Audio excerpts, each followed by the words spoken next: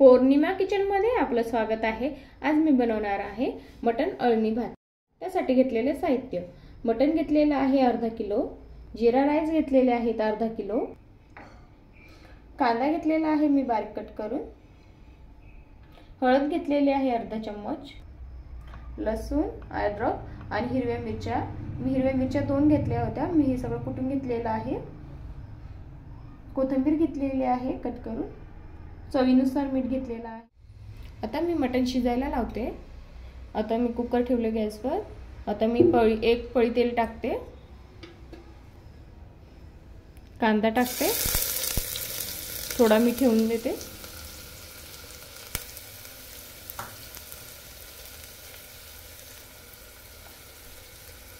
कुटलेलं टाकते मी, हिरवी मिरची, अद्रक आणि लसूण।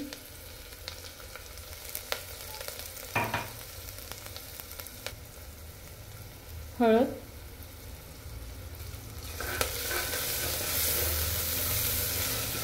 हे चांगलं मिक्स करून घेते।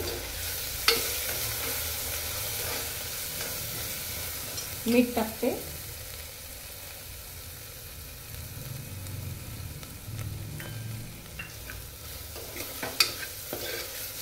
थोडासा कांदा मी मऊ होऊ देते।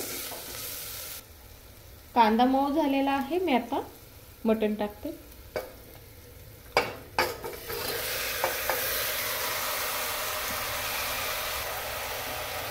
आता सगळं मिक्स करून घेते।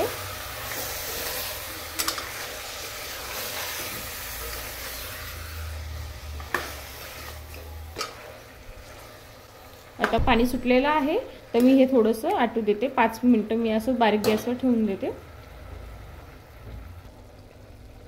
आता बऱ्यापैकी पाणी आटलेलं आहे। आता मी याच्यामध्ये पाणी टाकते, 2.5 ग्लास पाणी टाकणार आहे।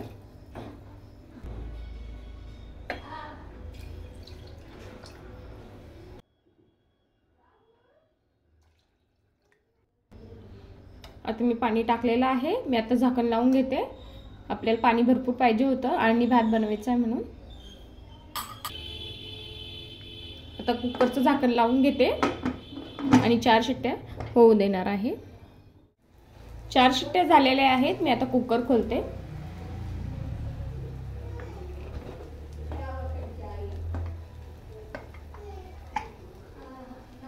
मटण मस्त शिजलेलं आहे।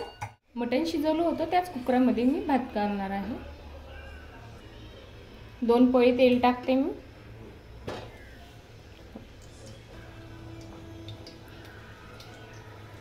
तेल गरम होऊ देते। तेल गरम झालेलं आहे। मी आता कांदा टाकते,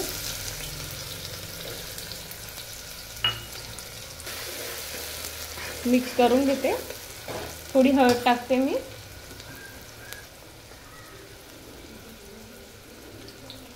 चिमूटभर हळद टाकलेली आहे।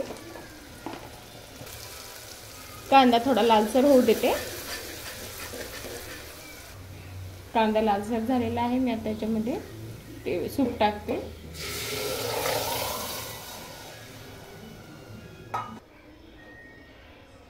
चवीनुसार मीठ टाकते।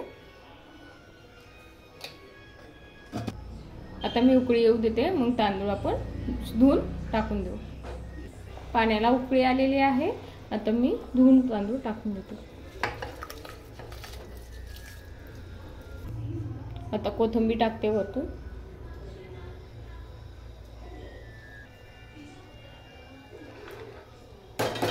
आता मी 2 शिट्ट्या होऊ देते। 2 शिट्ट्या झालेल्या आहे। आता मी कुकर खोलते।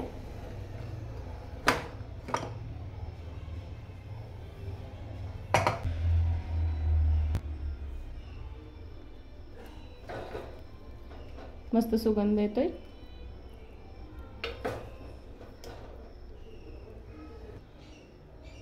आजची रेसिपी कशी वाटली कमेंटमध्ये नक्की सांगा। लाईक करा, शेअर करा, सबस्क्राईब करा।